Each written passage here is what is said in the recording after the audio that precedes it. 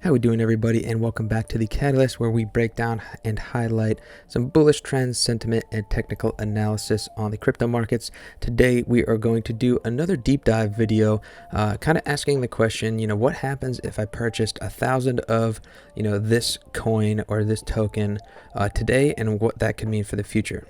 So today we're going to be diving into XRP, and to answer that question, first let's jump into what XRP is and how it's used. So this is directly from the XRP or the Ripple website. So it is a digital asset built for payments, as a lot of cryptos are, obviously. It is the native digital asset on the XRP ledger. So it's an open source, permissionless, decentralized blockchain. The biggest thing is the speed in which it can handle transactions at 3 to 5 seconds. So the XRP can be sent directly without needing a central intermediary. So makes it convenient instrument in bridging two different currencies quickly and efficiently. So it is similar to how AMP functions as a piece of collateral. XRP allows us to communicate between two currencies as well. Obviously, slightly different use cases and scale and everything like that. But to simplify it, it lets you make those transactions a little smoother. And then how it's used. So the biggest thing is its speed and the low costs that it takes to push these transactions. Obviously, people know that ETH gas prices are through the roof, and both of those things combined help with the scalability of XRP going forward. If you know anything about XRP or even anything about crypto, you've probably heard about the SEC lawsuit that XRP is kind of in. So obviously, keep in mind, this has driven the price really down and kind of held it down in a little bit of a chokehold because people are cautious as to whether or not to invest in something, obviously because it hinges on the determination by the SEC. So before you dive into XRP, make sure you dive into what the lawsuit is like, evaluate your risks that way to kind of determine if it's something that's worth it for you, or maybe you want to wait until whatever the outcome is, go from there and make your decision based off that. Basically, the biggest thing is is the SEC determining if XRP is a security or commodity or some other type of asset. Their argument is basically saying that Ripple was created and distributed in a centralized fashion, which is obviously up in the air, and that's part of their investigation. But they've previously indicated that things such as Bitcoin and Ethereum are not considered securities because of their decentralized nature. The weird thing here is obviously most cryptocurrencies, the whole concept of the blockchain is that it is completely decentralized. I think the argument they're trying to make is that at the initial listing of XRP, it was generated in-house and then distributed from there. And then their blockchain developed after that. So that's kind of what it seems to be like, their discrepancy that they're dealing with there. It is important to note, though, that the case doesn't seem to be too harmful for investors at the moment because the SEC has been aware of XRP since 2013. So this is not something new. And obviously there's some shady stuff going on with the SEC and people that were previously a part of XRP and all sorts of stuff like that. So again, just be cautious. Any sort of information like this is obviously not great to hear. You want to hear all good information from your cryptos. So this is not necessarily the best news, but it is a source as to what's been kind of keeping it under wraps lately in terms of its growth. The next thing to bring up is that we have some good news in this case. Basically, they're questioning the authenticity of the Howey metric that they use in order to determine the class of whatever the entity is. So if it is a security, or if it was decentralized, or if it's an investment contract or whatever, that is already in question. So that's kind of a good thing. And additionally, we have some precedent set saying, Ethereum and Bitcoin do not fall under that category. So it is good for XRP. All right. So now that we've kind of done just a little bit of some surface level information here on what XRP is and their situation with the SEC, let's take a look at the total market cap. So we're sitting at $2.5 trillion for the entire crypto market as of today, which is October 23rd. XRP at the moment is sitting at about $1 with a $50 billion market cap. So keep that in mind. So we're going to go through the same kind of exercise we did with the AMP video, where we break down the existing market cap. It's kind of like proportion to the total market cap of the market, and what would happen, you know, if you spent $1,000 on the particular token at the time. So as we know, for us to double here, to go from $1 to $2, we would have to double our market cap as well. Keep in mind, still, obviously, we have the SEC filing and everything. That whole lawsuit is what's driving our prices down. So if that were to go in favor of XRP, this would likely see a huge surplus of people buying it, exchanges relisting it or allowing access to it being listed. You know, it could be listed on Coinbase, stuff like that. Those are all very bullish signs. Anytime a token or a coin becomes more accessible by the consumers, we've seen the Coinbase effect. We've seen what happens when anything gets listed on Coinbase. It has a nice spike up because people are starting to buy it more. It's quite that simple. So let's jump into our little spreadsheet here. So I broke it down as, first off, a short-term buy by the end of this year. Then the next phase will be 2021 to 22. So that'll be probably towards the end of this bull cycle.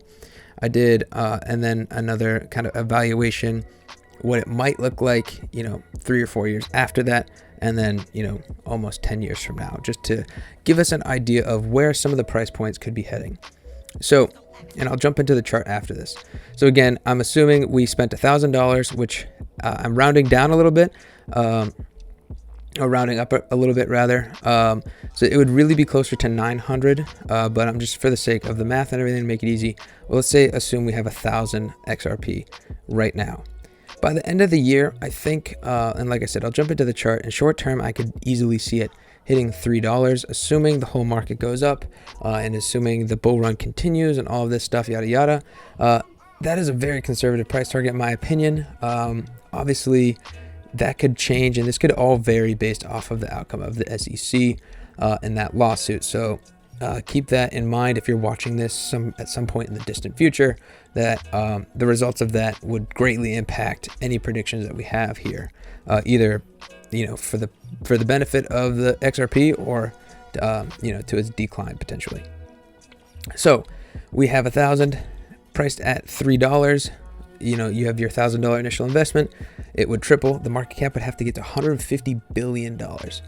So let's jump back and check out what cryptos are at that point. Short answer, nothing besides Ethereum and Bitcoin. Everything else, you know, Cardano is at 70. That's a very popular one. Otherwise, everything else is sitting quite low comparatively. So keep that in mind. We need a lot of money to come into XRP to kind of get us anywhere further than, you know, where we're at now. Obviously, the whole market needs to 5 or 10x for a lot of these cryptos to hit the price points that people are suggesting. So $150 billion. Then for us to hit a $27 price point. So I've seen 21 and 27 and stuff in between that for the end of this bull run. That kind of makes sense. The reason it makes sense is because the end of the bull run doesn't make sense. We're in complete euphoria. We have coins going up 500x to 5,000x. Like, it is insane. So all logic, all charting kind of goes out the window because people are FOMOing into crypto right at the tail end. We have that absolute breakthrough, the top. So prices like this could happen. This is very much a real possibility. I'm not saying it's going to happen. It's in the realm of outcomes. So just kind of keep that in mind. And this is just a fun activity to just investigate, you know, where this could go. So if it hits the high end of that, the $27 mark this year, that's a 27x basically from where we're at now. We would need a $1.35 trillion market cap. Again, let me check the crypto market itself. That would be half the whole market right now. So that means the whole market would have to scale dramatically, get to $10+ trillion, which I think is also potentially possible. But just be kind of cautious with that. That would mean we need a lot of money pumping into crypto. And I think with the way adoption and use case and everything is going right now, it is possible to get to a $10 trillion market cap. Will that happen this year or at this bull run? I don't know. Maybe it could, I guess. But again, just, heed all of that with some caution and be aware of what needs to happen to make some of these predictions, come true. So that is where we're at there. So $1.35 trillion to go from there. And I figured maybe by 2025, so we would run up to $27, tank 85%. The next bull run at some point, 2025, 2026. I have a feeling the market cycles will kind of tighten, actually. It could be even 2024. Who knows? It depends when this one ends and on a lot of things. For us to get to the $50 mark, we would have to hit $2.5 trillion. Again, that's the entire crypto market as it is today. So by 2025, that would mean we would need some pretty significant adoption, going from some of the lower tier countries buying into it to maybe the United States marking it as legal tender, it as in crypto or Bitcoin, not necessarily XRP. Obviously, we would need to see XRP itself have some positive news on top of the whole crypto market having some positive news and just adoption across the board.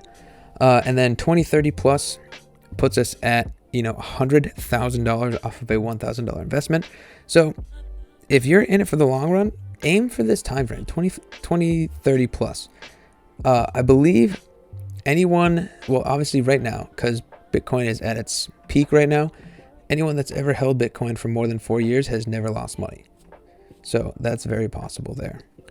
All right, so now let's take a look at the chart here. I'll start to explain some of this. First things we see, higher lows on the RSI, which is great. We actually see this little wedge coming in on the RSI. Additionally, it's reflected pretty easily on the chart itself, on the price action here.